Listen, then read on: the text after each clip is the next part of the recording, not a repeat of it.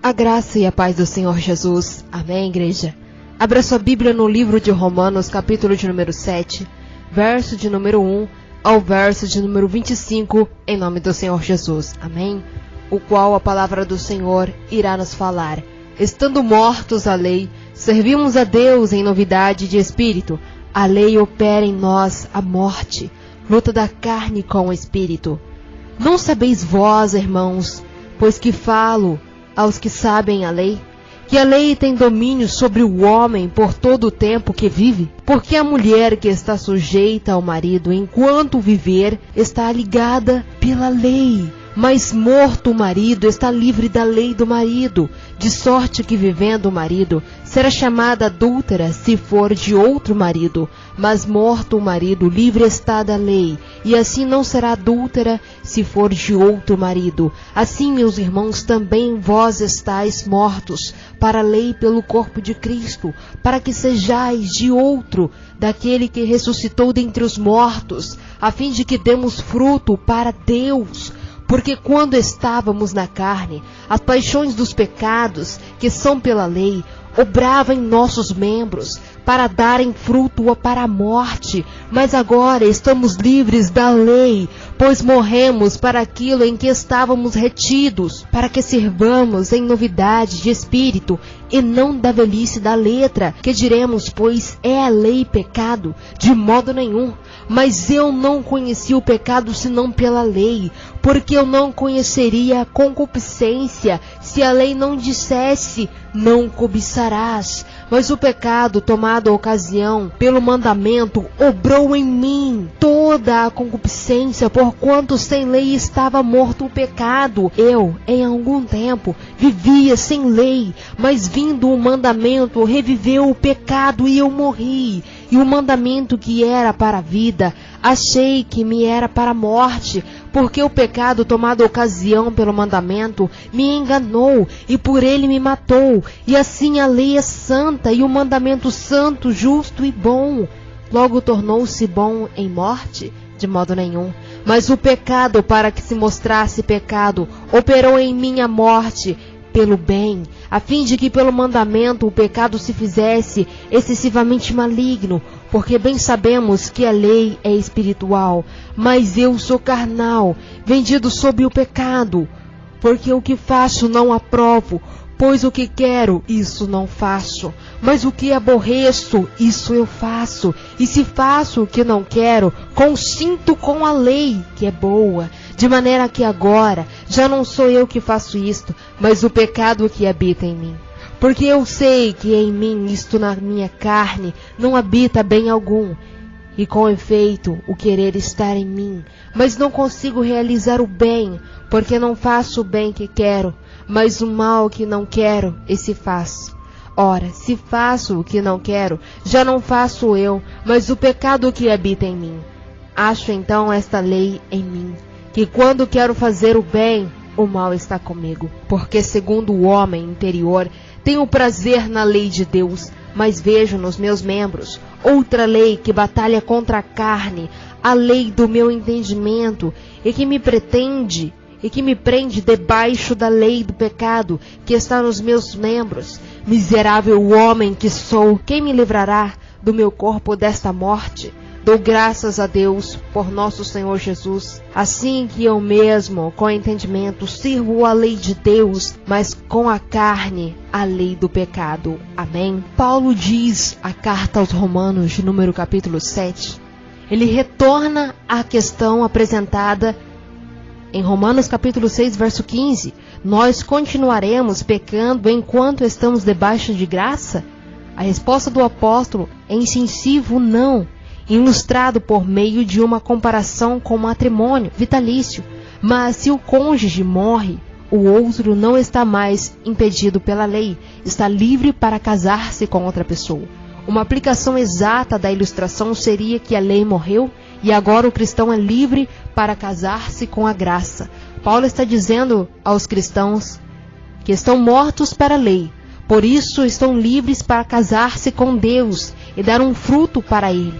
É uma relação matrimonial a filhos. Da mesma maneira, da intimidade com Cristo gera frutos da justiça posta em prática. Romanos capítulo 6, verso 22. Carne é uma referência ao período anterior à conversão.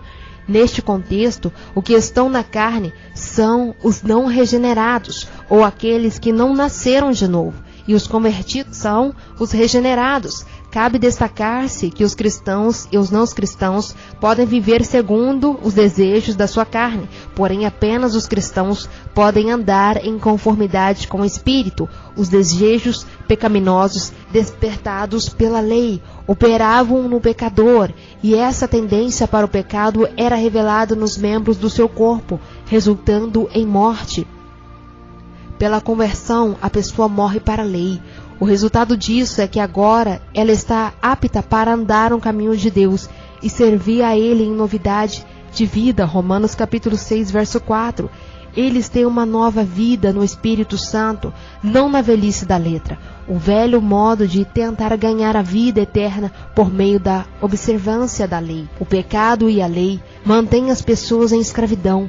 A lei, então, é algo mal como o pecado? Não! Os mandamentos específicos da lei trazem o conhecimento claro do pecado. A tendência que temos para pecar tira o proveito desse conhecimento para agitarmos e nos rebelarmos, conduzindo-nos assim para o pecado ainda maiores. O bom propósito da lei era tornar o conhecido a nós, de modo como poderíamos agradar a Deus e receber dele a vida. O pecado torceu esse propósito divino, a ponto de atualmente conduzir apenas para a morte espiritual. A próxima pergunta lógica é a lei pecado? De modo nenhum.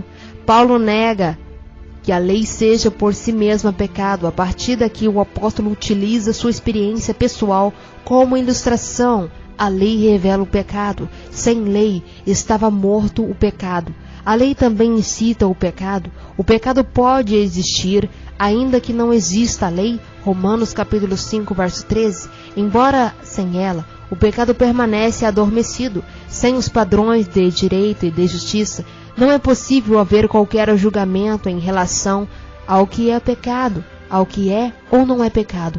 Porém, a lei, com seus mandamentos direcionados contra certos hábitos, pode despertar o desejo de executar essas práticas. E eu, em algum tempo, vivia sem lei.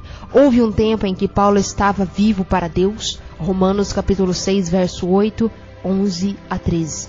E sem qualquer lei. Então, algum tempo depois da sua conversão, enquanto ele desfrutava da comunhão com Deus, ele foi confrontado pela lei e morreu. Ou seja, a sua natureza pecaminosa quebrou a sua comunhão com Deus. E o mandamento que era para a vida, os itens mencionados na lei, apontavam para o caminho da retidão, logo eles apontavam para a vida. Quando, porém, o pecado passa a reinar em nossa natureza, a lei se torna para nós apenas juízo e morte. Quando procuramos observar a lei, nós somos enganados pelo pecado que mortifica a vida espiritual. A conclusão é que a sua totalidade é a lei santa, e o mandamento santo, justo e bom. Nosso problema com o pecado não é decorrente da ausência da lei divina, e sim resultado da nossa natureza pecaminosa, que responde à lei. O versículo de número 13 retoma o tema tratado no versículo 5, a vida na carne sob o domínio do pecado, que foi explicitado devido às demandas da lei. Os versículos de número 14 a 25 pintam um quadro da experiência de um indivíduo e a descrição de uma pessoa moralmente reta, que procura lidar com as demandas da lei e com o poder do pecado, mas ela está usando apenas os seus próprios recursos, sem poder contar com o poder de Cristo e a capacitação do Espírito Santo. Ele quer fazer o que Deus requer, mas não é capaz disso. Os não cristãos, aqueles que ainda não foram convencidos pelo Espírito Santo, vivem sob essa luta. De igual modo, os cristãos que ainda não estão vivendo uma vida vitoriosa por meio da ação do Espírito, passam por lutas semelhantes, embora Deus tenha lhes dado uma certa medida de vitória sobre o pecado. Aqui Paulo faz outra pergunta retórica. Logo tornou-se bom em morte? De modo nenhum. Certamente não é essa a mesma negação já feita por Paulo em Romanos capítulo 7, verso 7? O problema não está na lei. O problema é o pecado. O pecado usou a lei, que é inerentemente boa para produzir o mal, ou seja, a morte, mas pela lei o pecado é revelado de maneira como verdadeiramente é, também são revelados às suas consciências, as suas consequências más e trágicas, de forma bem clara. A lei vem de Deus. Em contraste, Paulo afirma que o seu problema, e de todos os cristãos, conforme 1 Coríntios capítulo 3, verso de 1 a 3, é que ele era carnal, ou seja, uma situação era a mesma de um escravo. Ele estava sujeito a render-se à prática do pecado. Embora Paulo fosse um cristão dedicado ao serviço de Deus, ele continuava em falta com padrões morais de Deus. Ser carnal, ou estar entregue à prática do pecado, envolve um conflito que causa espanto tanto em Paulo quanto nos outros cristãos. O apóstolo sente que não há como entender a si mesmo. Ele se acha um derrotado, pois não consegue fazer aquilo que ele deseja, mas aquilo que ele odeia. Essa situação indica a existência de uma batalha constante entre duas naturezas no cristão. A primeira natureza espiritual, que reconhece a lei e é boa. A segunda indica que há algo em nosso interior chamado pecado, que produz em nós o mal. O problema é a carne, aquela parte do cristão em que não habita bem algum. A vontade é o desejo de fazer o bem, porém a capacidade para realizar o bem está em falta. Basicamente, uma repetição do versículo 15. É exatamente a mesma conclusão mencionada no verso 17, a angústia de Paulo. Porém, Paulo confessa que ele é carnal e é vendido sob o pecado. Ele declara que o seu problema está localizado mais especificamente na sua carne, onde não habita bem algum, o homem interior. Essa expressão quer dizer com a mente, a capacidade de ter prazer na lei de Deus. Esse prazer faz com que os crentes em Cristo queiram se alinhar com a nova natureza que Deus lhe deu, a lei do pecado que está nos meus membros. A referência a essa rejeição que a natureza pecaminosa tem a qualquer outra lei que busque seguir a vontade de Deus. A natureza pecaminosa busca nos distanciar de Deus e impedir sua ação entre nós.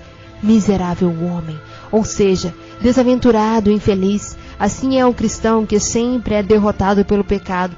Essa derrota acontece sempre que o cristão decide não viver sob o poder do Espírito, corpo desta morte. Esta é uma expressão figurativa referente à natureza pecaminosa. Paulo quer ser liberto do pecado que conduz à morte. Paulo, em uma gratidão exultante a Deus pela vitória que ele obteve por intermédio de Jesus Cristo, que liberta os cristãos do corpo da morte, a saber, da carne.